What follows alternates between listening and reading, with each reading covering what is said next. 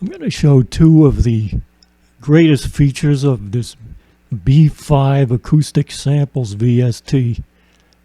In my opinion, it's probably the best B3 VST available. I've tried several others, and to me this is the best in overall sound quality and user tweakability options. It's on sale, by the way, November 2021 for less than $100. So it's kind of a bargain. Another popular organ VST is the Hammond official IK Multimedia B3X VST. I tried that for a while. It costs $300, about 3 times as much, but it's really not nearly as good as this Acoustic Samples B5, which is, I'll describe why. Most hardware keyboards and software VSTs have a particularly annoying problem to some people. Among many problems is volume inconsistencies. You'll have certain notes that are louder or quieter than surrounding notes, and if you happen to be a kind of a picky musician, and it might stand out like a sore thumb. It certainly does to me. Every time you play that particular note that's either louder or quieter than its neighboring notes, it stands out like a sore thumb, and that gets annoying. And you cannot fix that problem. You can't EQ it out because there is no equalizer that will be selective enough to just change the volume of one note. Now, the IK Multimedia B3X has numerous of those individual notes that are either louder or quieter than surrounding notes, and that annoyed me. Made it sort of not the most pleasant to play or realistic in my opinion.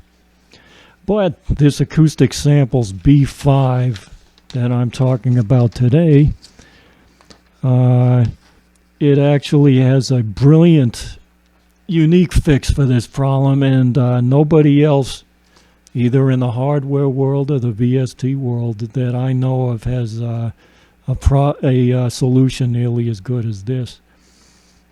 I'm going to show you an option page where you can adjust the volume of every individual note on the keyboard for this VST to make them all of equal value. And no hardware synth or software VST offers this equivalent option. So here's the relatively easy way you can adjust the individual note volumes in the Acoustic Samples B5. Click on this arrow here, and it will open up a adjustment page. You'll see white bars, and each individual white bar corresponds to a note on the B3 virtual tone generator. You can see there's more than 100 from the lowest on the left to the highest frequency on the right.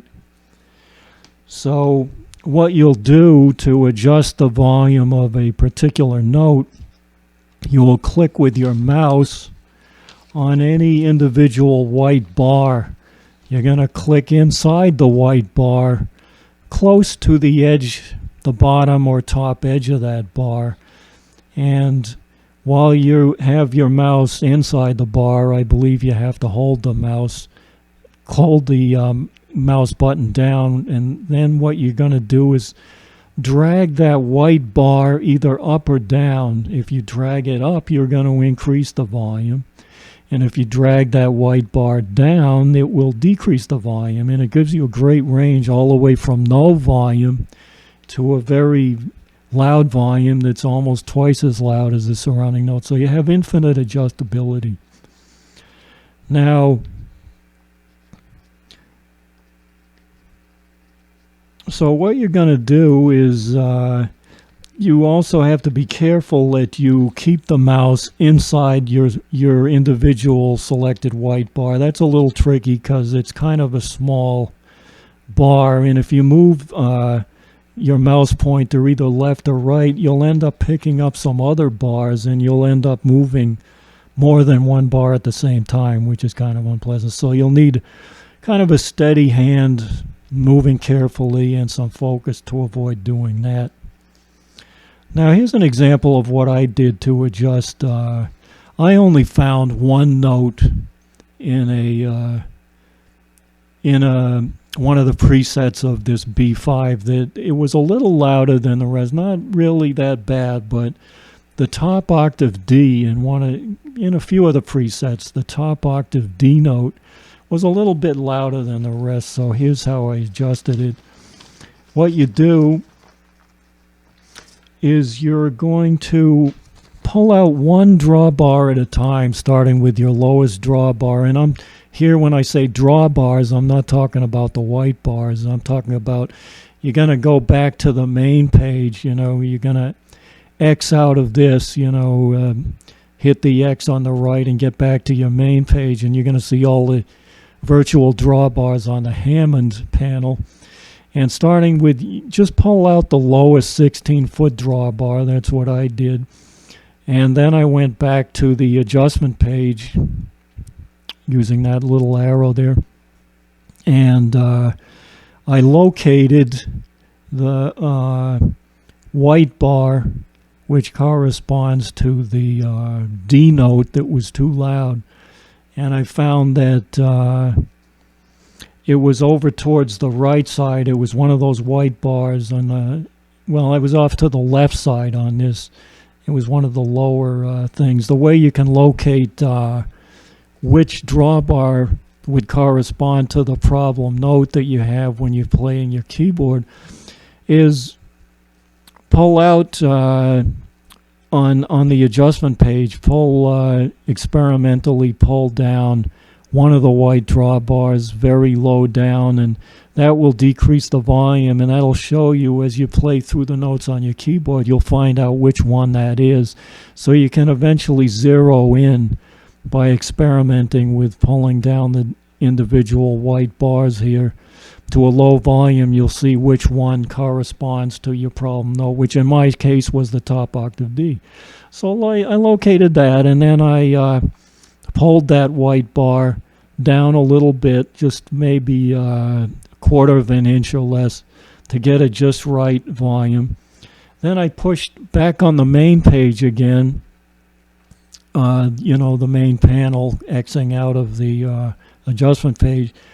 I pushed in the bottom drawbar, and I pulled out the only other drawbar in which that volume happened to be individually a little too loud. If you get a volume problem, it can be any one, or it can be one or two or three of the drawbars, and you have to fix them each separately. So we already fixed the first drawbar, so there was one other drawbar where that D note was a little bit louder, and it happened to be the third drawbar from the left, so I pulled only that third drawbar out, went back to the adjustment page, located by experimenting, located which white bar corresponded to that D note, and it happened to be, since it's higher frequency notes, I found that bar up towards the right side of the page, higher number white bar,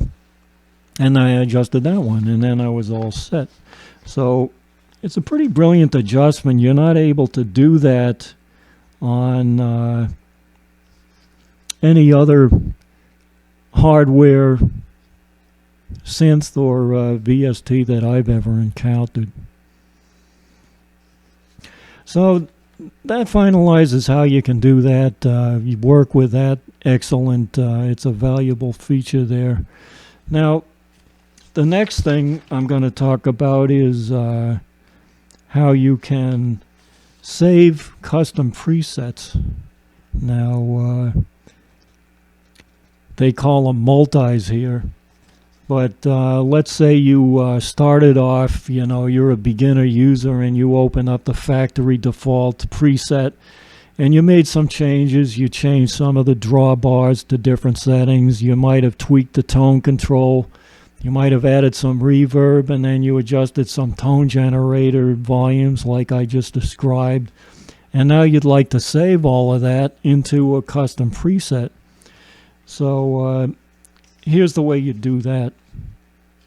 First, click on these 4 bars at the top of the page, and after you click on that, you'll see a choice to save multi. That's their name for a preset. You save a multi, and you choose that, click on save multi, and that'll open this white save page.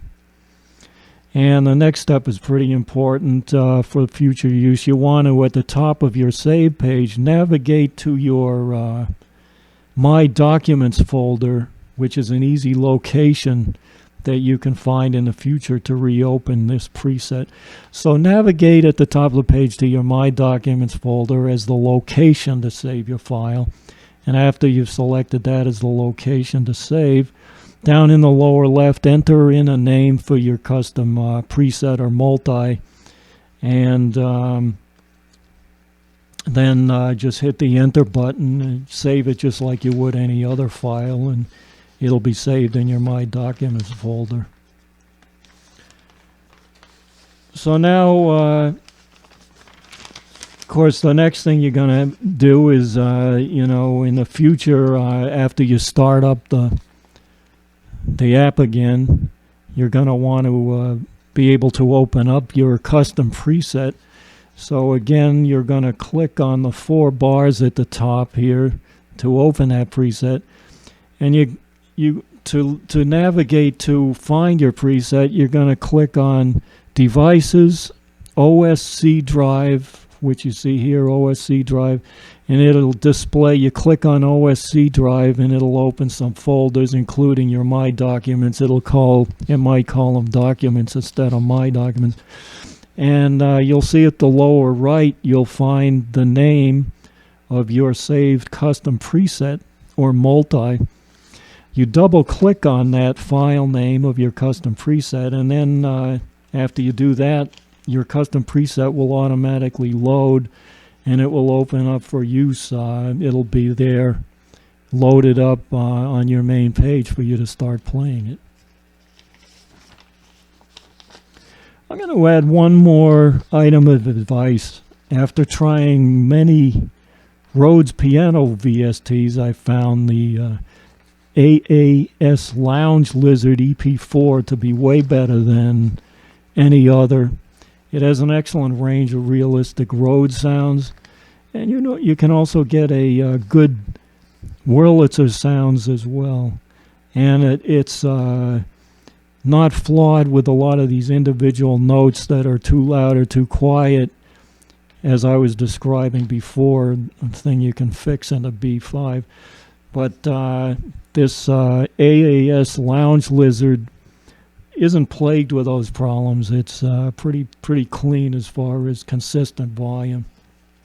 Another good thing is you can download a free 9-day trial of it, and right now in November 21 it's on sale for $89. The usual price is $199, and even at that it's more than worth it. It's an excellent, highly recommended Rhodes VST.